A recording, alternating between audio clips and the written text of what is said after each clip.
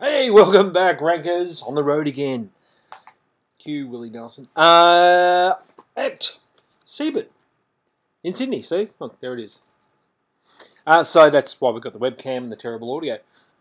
If you're in Sydney over the next couple of days, pop on down to the exhibition and come and say hello. Awesome exhibition. I haven't been to Seabird for years, but they've got everything from drones and all sorts of different drones. And Tesla have a demonstration. Not Nikola Tesla, Elon Musk Tesla. I'm going to go and ask them tomorrow about their battery packs. In case you haven't heard, last week they announced battery packs for the home, so I'm going to go and have a look at that.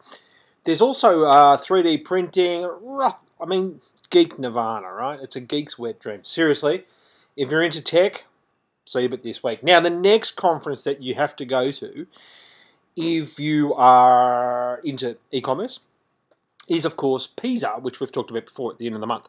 So you just go to internetconference.com.au. Now, just quietly, I got a better discount for you this time than I did last time.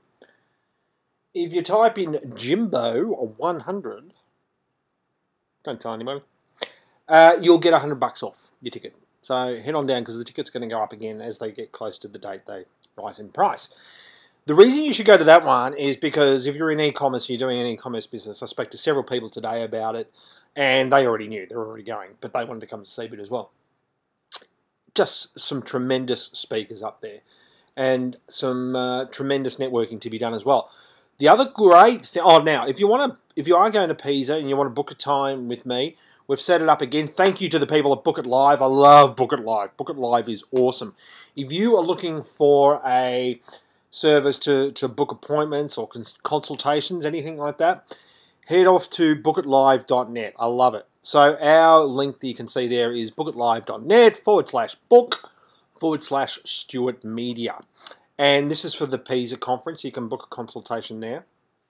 And we're going to talk about at that conference, and if you're in Sydney this week and head on to PISA at Homebush, if we're going to talk about some of the things that we're doing now that are very different for SEO and just digital marketing generally. So we're explaining to people that, well, there's a few new products out there that actually get the money rolling in whilst you're waiting for the SEO to take hold. So, for instance, SEO, we work to 90-day goals. So our teams have 90-day goals and we communicate those with the clients because SEO, let's face it, has got a really bad reputation. In Australia it has anyway. I don't know about the US, but certainly in Australia, terrible reputation, SEO. So, we do 90-day goals. Now, one of the things that we've sort of changed the way that we do things is that for e-commerce clients, and if you're an e-commerce client, you can do this yourself. You can do this at home. We would start off with probably a Google Shopping campaign, and we're getting 15 to 1, meaning that if you spend $1 on a Google Shopping campaign for an e-commerce site, you'll get $15 back. Now, for those of you who didn't attend the webinar that we did on that with Courtney Rodrigues, I hope I said his name right, because he works for me. That would be embarrassing. If you missed that webinar, let us know and just email tech@stuartmedia.com.au and someone will send you the link to that webinar. But it's kicking goals. Now, a caveat to that, and this isn't finalised, this data, but my gut feel and what I'm seeing is that it works better for known branded products, or as Courtney would say, anything that works on eBay as a product works well for Google Shopping. And we're not talking second-hand products. We're talking new, items that are common, are branded, people know what they are. It's when you're comparing apples with apples. Where it doesn't, it still works, mind you, for other sorts of products, but it just works so much better for things like, a pair of Ray-Ban reading glasses or something with a model number, essentially.